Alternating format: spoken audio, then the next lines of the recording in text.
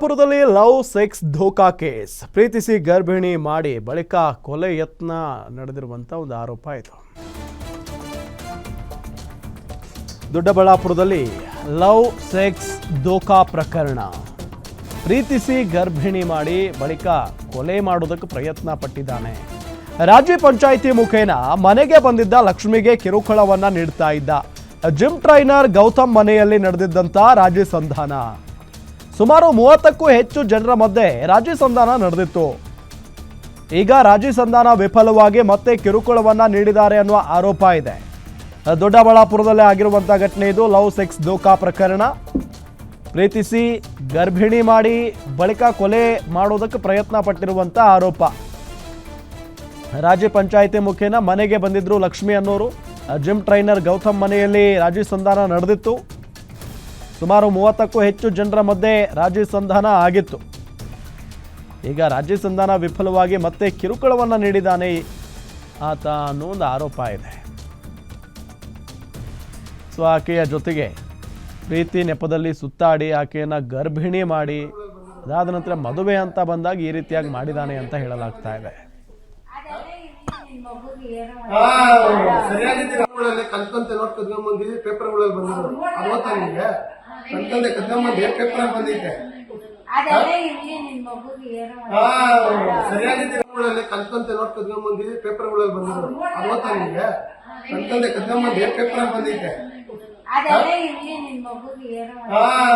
ಸರಿಯಾಗಿ ಕಲ್ಕಂತೆ ನೋಡ್ ಕದ್ಕೊಂಬಂದಿದ್ವಿ, ಪೇಪರ್ಗಳಲ್ಲಿ ಬಂದಿದ್ರು. ಅರವತ್ತ ನಿಮಗೆ ಕಲ್ಕಂತೆ ಕದ್ಕೊಂಬಂದಿ ಪೇಪರ್ ಬಂದಿದ್ದೆ.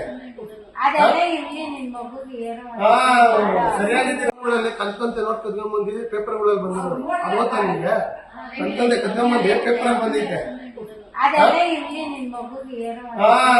ಸರಿಯಾಗಿ ಕಲ್ಕಂತೆ ನೋಡ್ ಕದ್ಕೊಂಬಂದಿದ್ವಿ, ಪೇಪರ್ಗಳಲ್ಲಿ ಬಂದಿದ್ರು. ಅರವತ್ತ ನಿಮಗೆ ಕಲ್ಕಂತೆ ಕದ್ಕೊಂಬ ನೋಡಿ, ಅಲ್ಲಿ ರಾಜಿ ಸಂಧಾನದ ಒಂದು ವಿಡಿಯೋವನ್ನು ಕೂಡ ನಿಮಗೆ ತೋರಿಸ್ತಾ ಇದ್ದೀವಿ ನಾವು.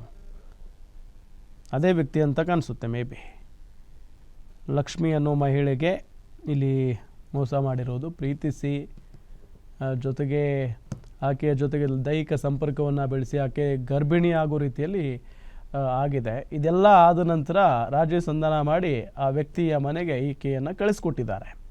ಸೊ ಇನ್ಮೇಲೆ ಚೆನ್ನಾಗಿ ಸಂಸಾರ ಮಾಡ್ಕೊಂಡಿರ್ಬೋದಾಗಿತ್ತು. ಆದರೆ ಆಕೆಯನ್ನು ಕೊಲೆ ಮಾಡೋದಕ್ಕೆ ಆ ವ್ಯಕ್ತಿ ಪ್ರಯತ್ನವನ್ನು ಪಟ್ಟಿದ್ದಾನೆ ಅನ್ನೋ ಆರೋಪವನ್ನು ಆ ಮಹಿಳೆ ಮಾಡ್ತಾ ಇದ್ದಾರೆ. ಲಕ್ಷ್ಮಿಯವರು ಕೊಲೆ ಮಾಡೋದಕ್ಕೆ ಪ್ರಯತ್ನ ಪಟ್ಟಿದ್ದಾನೆ, ನಿತ್ಯವೂ ಕೂಡ ಕಿರುಕುಳವನ್ನು ನೀಡ್ತಾನೆ ಅಂತ ಹೇಳಿ ಆರೋಪವನ್ನು ಮಾಡ್ತಾ ಇರೋದು. ಈ ಸಂದರ್ಭದಲ್ಲಿ 30 ಜನರ ಮಧ್ಯೆ ರಾಜಿ ಸಂಧಾನ ಆಗಿತ್ತು. ಅಲ್ಲಿಗೆ ಮುಗಿಸ್ಕೊಂಡ್ಬಿಟ್ಟಿದ್ರೆ ಚೆನ್ನಾಗಿರ್ತಿತ್ತು ಬದುಕು ಅಂತ ಕಾಣಿಸುತ್ತೆ. ಈಗ ಪೊಲೀಸ್ ಠಾಣೆ ಮೆಟ್ಲೇರಿದೆ ಈ ಒಂದು ವಿಚಾರ. ನೋಡಿ, ಅಲ್ಲಿ ನಿಂತ್ಕೊಂಡಿದ್ದಾರಲ್ಲ ಅದೇ ಮಹಿಳೆ, ಮೋಸ ಹೋಗಿರೋರು. ಸೊ ಈಗ ಆ ವ್ಯಕ್ತಿ ಏನು ಉತ್ತರ ಕೊಡ್ತಾರೆ ಇದಕ್ಕೆ? ಆಕೆ ಅಂತೂ ಬಂದು ನಿಂತ್ಕೊಂಡಿದ್ದಾರೆ ಪೊಲೀಸ್ನವರ ಎದುರು. ನಂಗೆ ನ್ಯಾಯ ಬೇಕು, ನ್ಯಾಯ ಕೊಡಿಸಿ ಅಂತ ಹೇಳಿ ತೋರಿಸ್ತಾ ಇದ್ದಾರೆ. ನೋಡಿ ಹೆಂಗೆ ಹೊಡೆದಿದ್ದಾರೆ ನನಗೆ ಅಂತ ಹೇಳಿ.